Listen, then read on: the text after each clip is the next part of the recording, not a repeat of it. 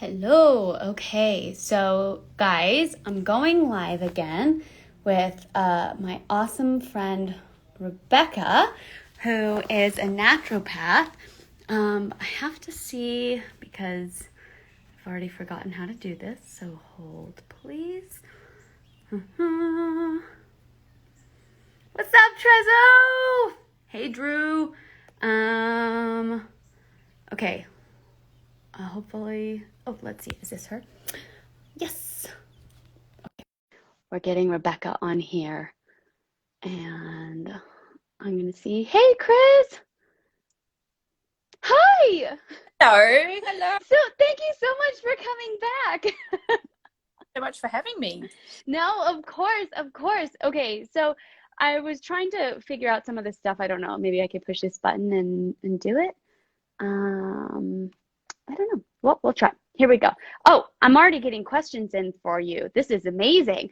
Um, okay, so for the people joining in, this is the amazing Rebecca Edwards from Australia. She's an incredible naturopath that we had on last week, a couple weeks ago. I can't remember now. I have mom brain. I haven't slept, but this is what's happening.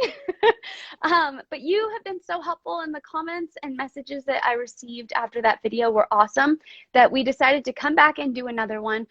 Today, the focus will be for women who want to get pregnant, who are pregnant, and also for the elderly. We wanted to touch on, older people because right now can be a scary time. And we just want to be healthy and talk about all the things that are hopeful and positive. So here we go. I guess, so one of the first questions, Rebecca, would be, and if there are any questions that you don't want to answer, you just say pass, or we'll talk about it next time. If there are questions that require more thought or anything. And also please take it away, because I don't know what I'm talking about, but you do. Are there certain foods, like when it comes to pregnancy? I know I have a lot of friends who want to get pregnant who I would say eat fairly healthy. I used to think of myself as a very healthy person until I started researching food and realized that I was not actually healthy. I was following kind of just the ad version of healthy as opposed to really researching and understanding what health means. Are there some foods that could delay women getting pregnant or cause infertility? Are there things that we need to focus on if we want to get pregnant? That's a really good question. And it's something that I get asked about a lot. How can you best prepare your body for pregnancy? How can you make yourself into the best nest to grow? Yes. And the important thing is to recognize that, it takes two to grow babies, and that the mother's body is only half of the equation. We also need at where half of the DNA of that baby is going to be coming from. So we also looking at male fertility, and this is something I think about pregnancy, because from a feminist perspective, I think women are so schooled to believe that all the responsibility about building a family comes from the woman's body. And I just want to throw it out there that it's not. It's shared responsibility. Awesome. And that's up to potential dads to look after their bodies too, because they are going to be delivering half of what's going to be a person. Is showing us all the time that what a man does with his body in the months before the conception of his baby influences the potential health of that baby too, which is so interesting. No way. I had not even thought about that. Wow. And it's almost science fiction. It's outside of, we think about growing a baby, we think immediately of a pregnant mom. And I just always want to remind everyone, take it back a bit, step back a bit, and look at, we are building a baby here out of raw material. Let's look at how that raw material comes to be. Absolutely. So look at the health of the mother's body when she's preparing to essentially ovulate that egg that's half a person. But we also have to look at the father's body, because there's a big difference in what's happening in the mom and the dad. First of all, baby girls are born already with all their eggs. By the time when I heard that, my mind was blown. Yeah. Well, I can blow it even further by saying that this is something that is really trippy. the egg that made you grew inside your grandmother. What? Because I think the egg that made you, Oh, yes. yeah, that's right. Yes, that Your, absolutely. your mother was Wow. born with all her eggs. So you actually have to take it back to as far back as what was going on with your grandmother's health when she was pregnant with No your mother. way. Oh my gosh. It's the genetic material that made you. Isn't it amazing? That's wild. Yeah. That is wild. That makes so much sense. I'm gonna have to talk to my grandma. Yeah, yeah, What yeah. happened? Okay. Really interesting. Whenever I give lectures on kind of reproductive biology, and I always ask all my lecture attendees to just think about this for a minute. Just think about what, if you know, what was your grandmother's health like? What was her life like when she was pregnant with your mum? Oh And gosh, the 60s, I can't imagine were the healthiest of times. well, you were born, your mother was born. And I mean, when I think about it from my perspective, I'm actually quite happy because my mother was born in the 1940s in a tiny, on a farm in a tiny town in Wheatbelt, Western Australia. And her mother grew up on the land. It was fully organic in those days in the Right. 1930s and 40s, and they grew all their own food, and they had an orchard, and they had their own animals, and Wow. worked and lived under the sun. They were the happiest, healthiest family ever. So I like to think, great, I've come from good raw material. You did. So it's to think about that as well. It's so Wow. and side because whereas a woman already has all her eggs and she's had them her whole life, Hmm. men are constantly making sperm. The Right. process is called spermatogenesis, and spermatogenesis is ongoing from the time a boy goes through puberty up until he dies. Men don't Wow. have a menopause equivalent for women. Right. Stop ovulating at menopause, that means they stop releasing an egg every month. Right. Men keep on making those little tadpoles their whole lives. Now, it's real. I'm this is a dumb question, but I genuinely just don't know the answer. Is it because women run out of eggs, or is it just because those eggs no longer are usable, or how does that? Not a dumb question at Okay. all. And the reason it's not a dumb question is because science doesn't fully know the answer yet. We know that women are born with millions of eggs, so it's Right. not as simple as running out. Okay. But we do talk about an egg reserve of healthy eggs, and there are Got lots it. of going on. It's, yes, the health of the eggs, the cells that become ovulated eggs, that's important. Hmm. But there are lots and lots of theories about why menopause happens. Mm. And for women who have been through menopause or are going through it, it can seem like the most unfair thing that can possibly happen, because a lot of women, look, some women sail through it very easily with no side effects. Some women really, really, really suffer. And so for them, it feels extremely unfair that, Mother Nature is doing this to them. Yeah. But one of the prevailing theories at the moment is something called the grandmother hypothesis. And this is the idea that over evolution, women's bodies have changed ever so slightly and evolved to stop being fertile around the middle of their lives in order for them to then be able to help raise their daughters' children and, their grandchildren, essentially. Oh, so interesting. Yeah, it's just a theory. We don't know That's about. no, that's a very interesting theory.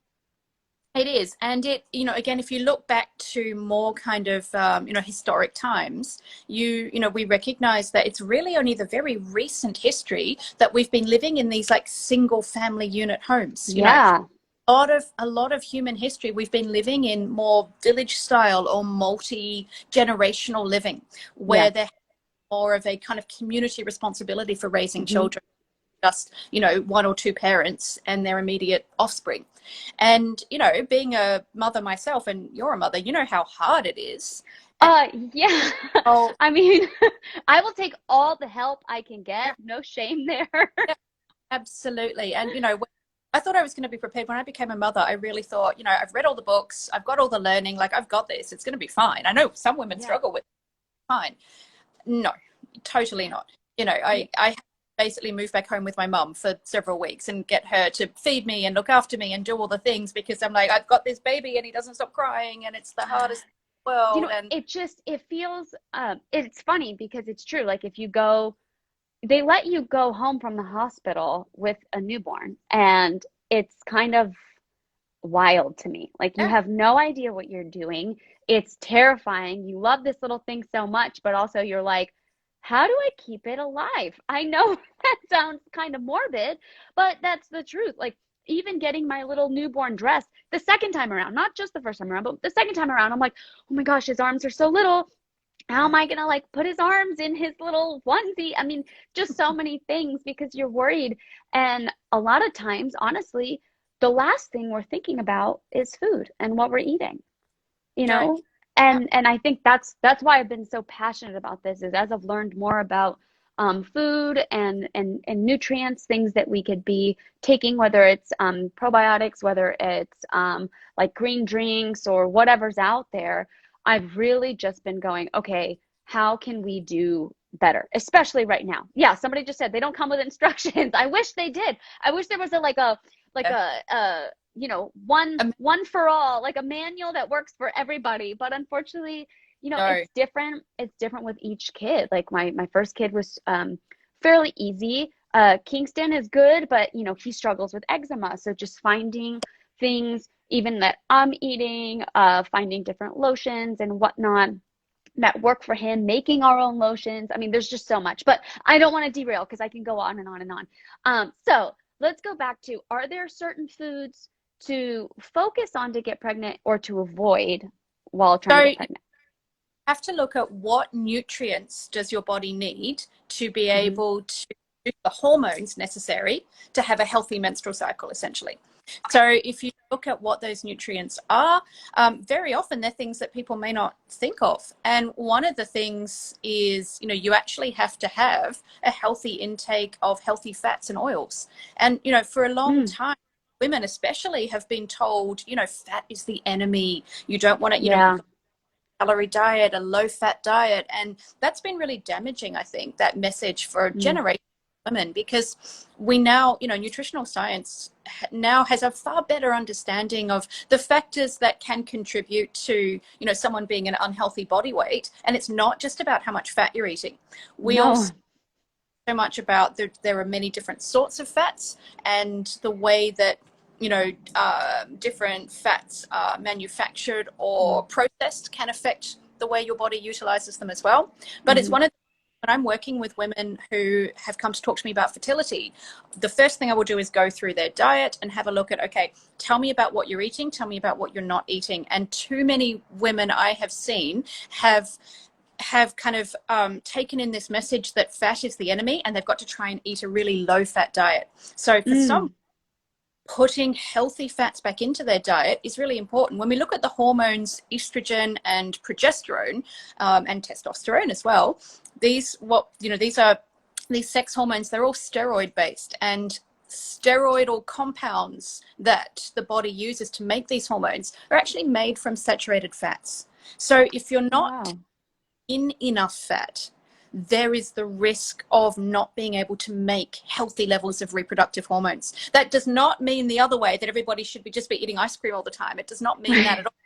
It means that, it's, as with most things in nutritional science, it's not black and white. Foods are Right. not bad. We kind of touched on this a little bit last time. There are no Yeah. good, about relationships with food, and it's about the totality of the diet. So I just want Hmm. to make sure that my women and men are taking in healthy fats that are coming from, Like seeds, avocados.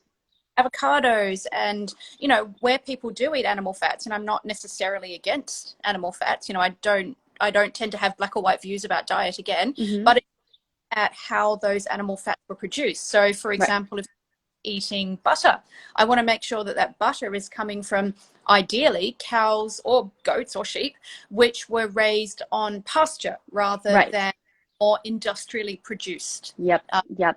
Well, the so, quality, it goes back to the quality of the food because I can go and eat, you know, broccoli even, but if this isn't a nice organic broccoli or something that I've even grown in my backyard, it could have been sprayed heavily with pesticides to keep it, bug free, and then I show up, I eat it, and those chemicals totally have an effect on our body. And it's funny because I used to go to the farmer's market and I'd get stuff and I'd see like little like bugs or whatever crawling on the food that I purchased. And I used to be like, oh, but now I'm like, oh, good. Yeah. This is almost like an assurance, like, oh, this is safe. If they like it, it's good. Yeah. That's kind of what I think. I just give it a little rinse and I'm like, this is great. Extra protein right there. Absolutely. You're completely correct. It's the quality and the provenance of food, which is really, really important. So when I'm talking to couples about fertility and pregnancy health, it's not, for me, it's not so much which foods should you not be eating. It's what sort of food production should we be trying to step away from here. And you're right, more kind of that industrially produced, heavily pesticide laden foods, which I would suggest looking for alternatives for where practical, for for people who are looking to build their family. So it's the healthy nuts and seeds and avocado, and pasture raised butter is really good, and pasture raised chickens, and actually fats that are coming from animals which have lived a more natural life, and fats which are coming from unprocessed nuts and seeds and plant material as well. So that's important. We also need to make sure people are getting enough protein, and and varied sources of proteins too. So I very much like to work with people to include more garbanzo beans and lentils and kidney beans and all of the kind of plant-based proteins, alongside again those healthy, more naturally raised animal proteins. Eggs from pastured hens are a great source of protein, as well as I love eggs. Wonderful. I eat so many of them. Might be a problem, actually. Well, I don't know, because they're pretty much a multivitamin in a shell. Oh, good. We have so many chickens on our property, so the amount of eggs that are here, it's pretty amazing. You're very lucky to have access to, to eggs from chickens who are free to roam and eat insects and scratch around in the dirt. That's definitely making the healthiest eggs for sure. Awesome. So awesome. When it comes to foods that I want people to kind of step away from a little bit more, it would be those foods which are not offering the body healthy nutrients, but instead of taking. So I think we touched on this a little bit last time. Sodas would be one of the big ones that I would not, again, I'm not someone who speaks against foods per se, but I would say sodas would be a not an everyday food for me. Yeah. I mean, especially if we're dealing with infertility, I think there are a lot of women who, and men, now that we know that there are men who have to watch out what they're eating as well, because that everything affects, the baby and fertility. But it just makes me go, okay, we need to focus in for a little bit. That doesn't mean like no soda ever again. But that just means for this time while you are trying to have a baby, maybe avoid that for right now. You're not saying never, you're just saying avoid it for right now. Similar story with alcohol too.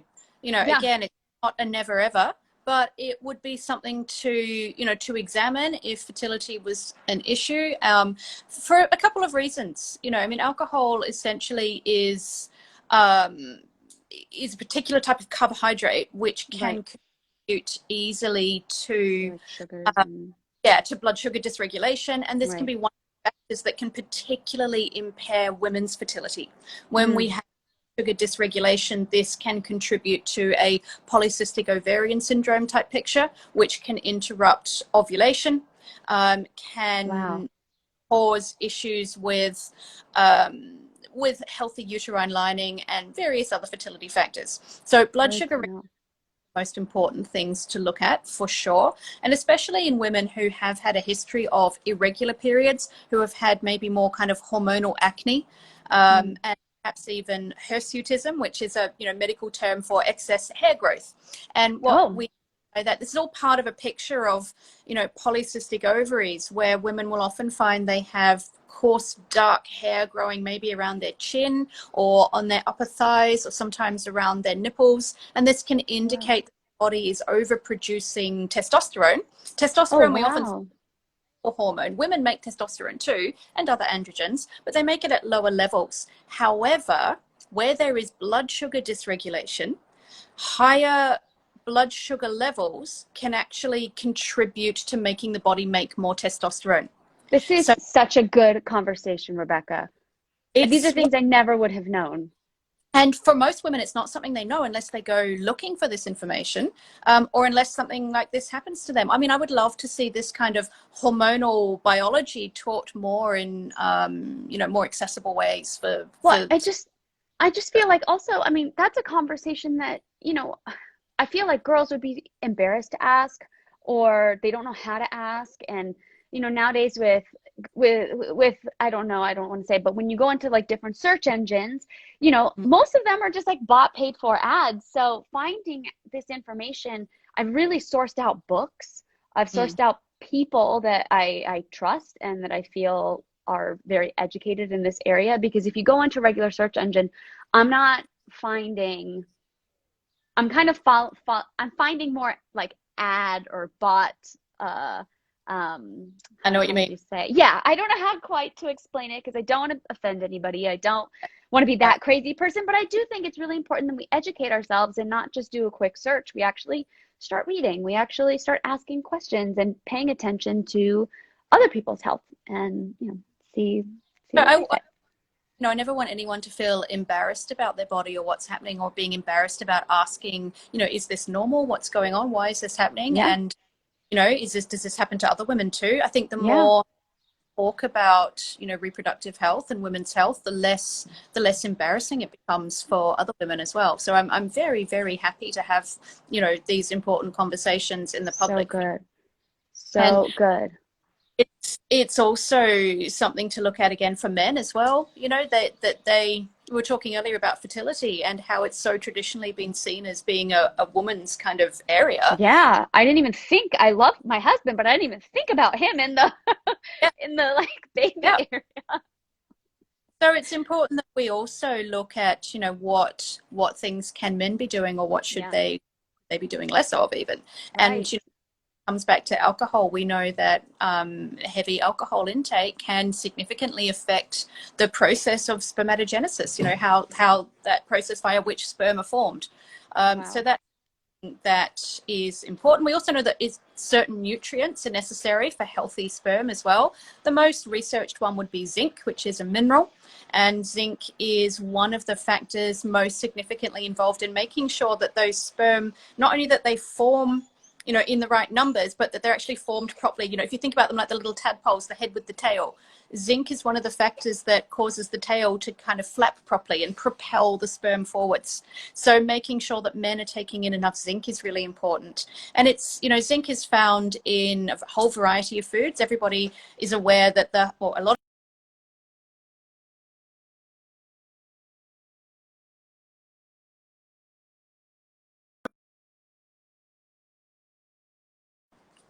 Are is, we back? We're back. Hold on. I paused you. Okay, are you back? yeah, I'm back. Okay, sorry. I'm back. I That's all right. paused you. Where were we up to? I lost it. I'm so sorry. We're talking But about you zinc. might still be on here. So I definitely got zinc. Right. Yeah. Oysters, the highest dietary source, but that's not necessarily an everyday food. I do So love oysters. that's a great source of zinc. But other factors, pumpkin seeds are a really high vegan source of zinc. Oh, So wow. that a lot of people can include as part of their snacks in a day, having some pumpkin seeds, and other seeds and nuts as well. Vitamin A is also important for sperm health. Adequate hydration is important too. So making sure that people are actually drinking water as Yeah. well. Um, so, there's lots of kind of basics that couples can look at. And, again, there's a lot more to it around mental and emotional health as well. We know that stress is a big factor Yeah. in maintaining and interrupting fertility. Hmm. So, for that, we are looking Which at is like so annoying because if you're struggling getting pregnant, it's obviously that's going to be stressful. So, right. And also, I know from a lot of my patients and friends I've seen who have gone through fertility struggles, the worst thing you can say to someone who is struggling to fall pregnant is, "Oh, just relax, it'll happen," because they're that like, helps. so yes, stress and stress management is really important. That's for sure. So it's, it's so multifactorial, fertility, and making sure we've got the right ingredients to make the right hormones in the right levels to make everything come into place, fall together to enable the creation of a new human. It's a huge responsibility creating someone's life, you know. Yes. But I think, again, we worry about all this other stuff, like once the baby gets here, we worry about, taking, what is it, the prenatals and whatnot. But other than that, I don't feel like there is a lot of information on food. Like they say, yeah, avoid raw fish, avoid, certain things, but not at all, like the months leading up to it, how it affects your body, how your husband is actually, or your partner is affecting your fertility in this I think whole like pregnancy together. Okay, so we've talked about, may I ask you about prenatals? Yeah, What are absolutely. what are your thoughts on prenatals? I don't know like enough of what's out. I found an organic one, or I think it was organic, just the healthiest version I could find. I cannot even remember the name of it, but would love to hear what you have to say. Yeah.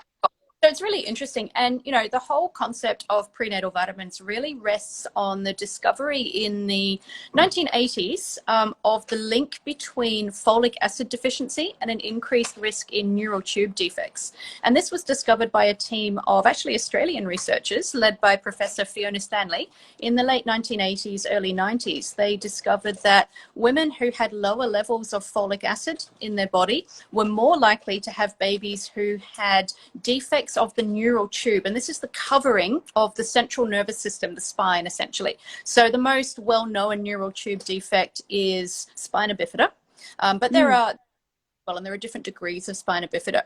This research then paved the way for many governments around the world to start issuing advice to women who were pregnant or hoping to become pregnant to make sure that they were taking in a certain minimum amount of folic acid every day. And that minimum amount varies from kind of health authority to health authority, the recommendation, but it's generally somewhere between 400 and 1,000 micrograms of folic acid. So women in most places around the world, from the early 1990s, women were advised to take a daily folic acid supplement while trying hmm to achieve or in the early stages of pregnancy when that spinal column is forming. And this is then kind of morphed into a general prenatal supplement, which includes minimum levels of other nutrients, which we know are very necessary for healthy pregnancy. So vitamin D, for example, vitamin B12, iodine is a more recent inclusion in a lot of multivitamins, and this is because we understand that iodine is necessary for the developing thyroid and brain of the developing fetus.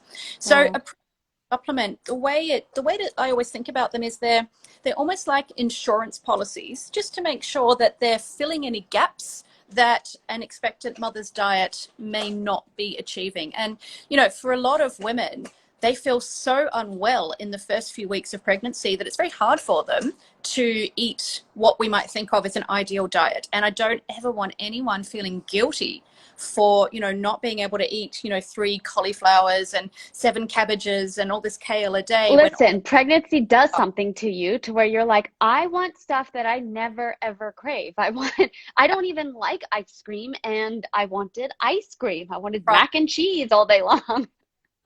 and your body gives you crazy, crazy messages, and it's not always easy to No. that minimum intake of folic acid and vitamin B12 and iodine. So a prenatal supplement is kind of filling any gaps. So I do Mm, think that for a lot of women, I think they offer an important, aspect of prenatal health. But there's also interesting new research coming out which hasn't really been touched on by a lot of the concept of prenatals. And this is the idea of, again, looking after the microbiome. And we mm. talked about microbiome a bit last time, and I will always talk about the microbiome because it is Which so. I feel like I'm hearing everywhere now. I don't remember what that saying Yeah. is, but it's like once you hear it once, now you hear it everywhere. And it's, that's also because there's just more and more research coming out all the time as well. And we're understanding that what is in the microbial colonies which line all our body surfaces Mm, actually has a significant influence in a whole range of factors. And it turns out the fertility is one of them. And, we're wow. now we're moving on from this idea that the microbiome is just what's living inside your digestive tract. We now understand that there are different microbiome communities around the whole body. And it turns out for women and fertility, one of the most important microbiomes to consider is that of the reproductive system itself. We know that statistically, women who have what we think of as a more normal vaginal microbiome have a lower risk of miscarriage, a lower risk of preterm birth, Oh, and wow. birth outcomes. So it's also important to think about what can we do to support microbiome, not just in the gut, but also in the vaginal as well. Oh And my goodness. yeah, Y'all, this conversation is getting very real.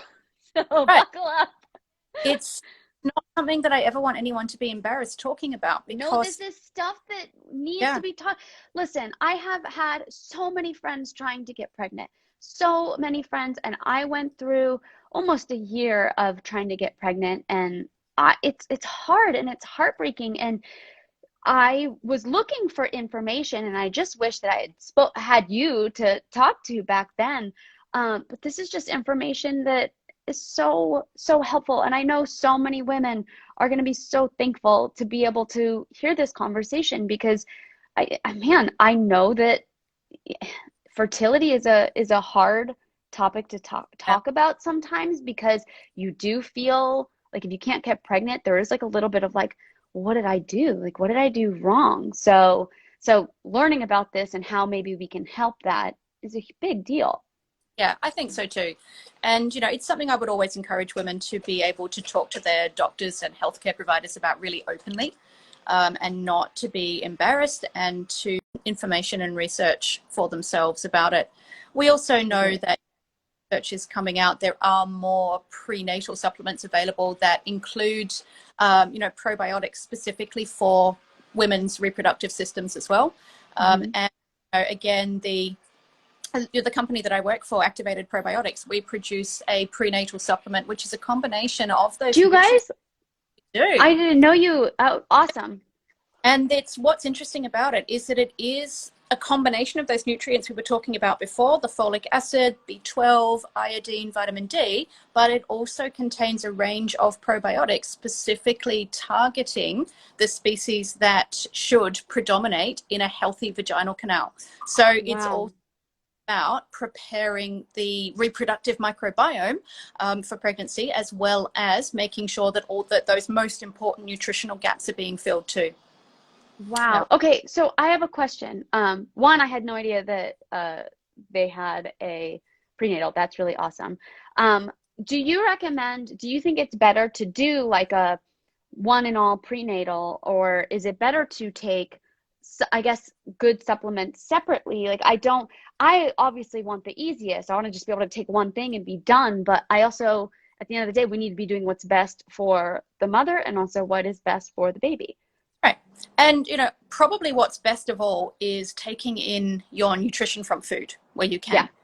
But as we've kind of noted, that's not always the case in a perfect world. We always live in a perfect world. In which case, I really like the idea of those basic nutrients plus the probiotics in one capsule. I think that that's really nice and easy, as long as, it doesn't take the place of eating a healthy diet where a Yeah. woman is to do so.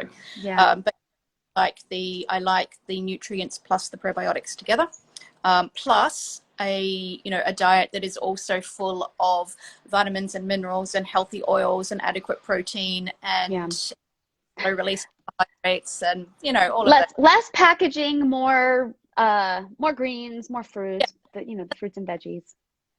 food that you can look at your plate and kind of see the individual ingredients Yeah. is great. Food that you make yourself is great, but again, no judgment. I remember, when I was in my early weeks of my pregnancy, or I couldn't even go walk into my kitchen to prepare food. Just the smells. So it made me feel, Oh, yeah. I was Sorry, definitely my not. dog is going crazy out there. Yeah. Well, it's when you're a parent, you just have to learn to live with all these Yep, distractions. yep, yep, yep, yep. The dogs, the kids, all of it. Absolutely. Okay, so we have all of this health information, and I just assume that does this also go into pregnancy and then after the baby? Do we want to continue? I mean, I know prenatals are prenatal, but do you Yeah. want to continue something like that, or just mainly focus Yeah. on foods A lot, if you are a breastfeeding mom? yeah, a lot of prenatals, I think, have a little bit of a name problem even because we think of the word prenatal as being while you're pregnant before you give Right. birth. Growing a baby is actually incredibly busy work for a woman's body. But if Yes. you think you're actually building a human, you are making someone's skeleton, you are building Yeah. someone's brain, and And the world they live in. and all of that is coming from your own body. So it's incredibly depleting to make a Yeah. baby and give birth to it, incredibly so. And then when it comes out, you are also using your own body to make all its food. Yeah. So it's very, very energy depleting for a mother's body. Hmm. So often after giving birth is when there's a greater need for really good quality. Wow. Well, so I think when I see pregnant women in my clinic, I advise them don't stop the prenatal as soon as you give birth because you're going to Awesome. need nutrients. But also, especially when you're breastfeeding, you are so hungry that you just want to eat all the time. And Yes. you know what I'm talking about. Yes. That and making sure that you've got your support crew on hand to make you nutrient dense, filling, nourishing food as long as that is possible. Luckily, I do love cooking. So Yeah. for me, it was always very like it relieved any stress, anything. It was just kind of fun. So I enjoy cooking, and I know for some people that's not the case. Um, I was going to ask you a question, and it is, I guess it could go for uh, pregnancy and whatnot, but I saw this girl post earlier about how on our other chat about how like she doesn't necessarily have access to foods that have not been sprayed. I don't know where she lives, but basically she wants to know what she can do if she doesn't have a whole lot of access to greener, healthier, cleaner foods. Yeah. And I totally want to acknowledge as well that it's not the case that everybody has the access to Access, yeah. foods. And that's I think it's important to acknowledge that. And it's Yeah. always never want anyone to feel from our conversations that I'm in any way judging the decisions people make or what they have access to, but it's about doing the best you can with what is in your orbit and what is Yeah. within your and when you only have access to foods that are, probably heavily sprayed, then it's about making the best choices and, making sure that foods are washed thoroughly. Mm. For some, more heavily sprayed foods, it may be like, for example, apples, peeling them may be beneficial. Peeling potatoes, peeling carrots, because you often have a lot of kind of spray accumulate in the skin. Oh, I totally forgot that. Okay, so I know that the apple peel is filled with nutrition, right? Filled with nutrition. It's actually probably the best part of the apple. But Right. I did have somebody the other day, she wanted to make some goodies. She was making like some candy apple or caramel apple or whatever, and we were laughing because they turned out terribly. And the kids wouldn't eat them. They were like, "This is terrible." And she was like, "Well, the thing told me to boil them. They weren't organic apples, so it said to boil them because wax comes off." I was like, "What?" And she said she literally boiled the apples and Mm. wax just was all over the top of Yeah. the thing because Yeah. they are disgusting. They're covered in wax. I was like, "Are you Yeah. kidding me?" I had no idea. She overboiled, so that's what happened Yeah. there. But I just had no idea. I just assumed like, oh, you get an apple, you do a little rinse, you dry it and you eat it. Not that there's this wax coating on non-organic apples. Yeah, and boiling water will dissolve a lot of that. So like I said, sounds like there's some overboiling there. But Yeah. pouring boiling water often you will be able to see the wax kind of dissolving and coming off. Yeah. So crazy. Okay, I really did want to talk about the elderly today and what we could be doing for them, but I just feel like this was such I don't want to go too long and I want to be able to have more conversations with you. So maybe Yes. we save that for next time. Yeah. Um, but is there anything else that you want to add to whether it's women who are trying to get pregnant, women who are pregnant, or Now you've had your baby. What's up? Here's what to do. Is there anything else you want to add to this conversation? Look, I would always say that, looking after your diet is always the number one thing where it's possible. And again, when women have had babies and life is suddenly turned upside down and everything is difficult and a baby is screaming all the time and you haven't had sleep for 5 nights and the world feels just like a really unfriendly, I think, Yes.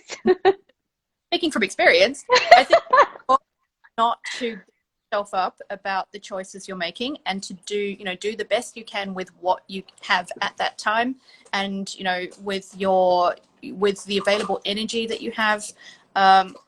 You can get through anything in the short term. It's when it comes to Love your that. health and your dietary health, it's the long term that's important. It's not the single meal that matters, it's the big picture. Yeah. So it doesn't matter if those couple of weeks after birth, when all you want to eat is, I don't know, the hamburgers and fries, and for a lot of women that's what they want because they're so hungry, because they're making milk for their babies and they're just like, give me the food. That's less important than over the course of your life and your child's childhood eating a more varied, nutrient dense diet. So I would just always say to women, don't focus on the micro details, look at the big picture. Yeah. That's what's important. I love that. I love that. Oh, last thing, because I'm about to go, somebody was asking about nausea tips for first trimester. Yeah, tricky.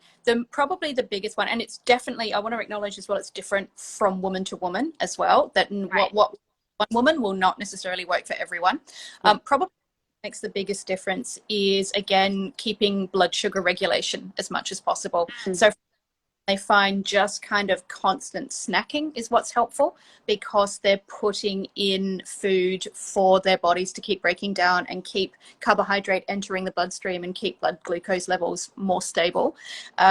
Fresh food works for a lot of women, just the feeling of something fresh in their mouth, like watermelon or mango or grapes or apple, that can work. Hydration works as well. For a lot of women, again, I don't want to pretend I've got all. Everybody's different. Yeah. Oh my gosh, But I remember just drinking water. I was just like, I can't even do this. It was so rough. yeah, and that's a common story. But I would say keep up the constant snacking helps for a lot of women, but making it a focus on more fresh food as well. So Awesome. I remember when I was pregnant and I was really quite sick and I had to make a long drive from, one part of England into central London, and I bought a kilogram, which is, what's a kilogram in pounds? I don't know, 200 pounds, something like that, of raw organic carrots, and I ate the entire packet on my drive into central, one after another, because as long as I kept chewing on that fresh You'd be carrot. fine. You'd be fine. So yeah, that's my personal tip, is raw carrots, lots of them. Raw carrots. That's what you guys should do. But yeah. Oh, Rebecca, you're awesome. Thank you so much. Thank you.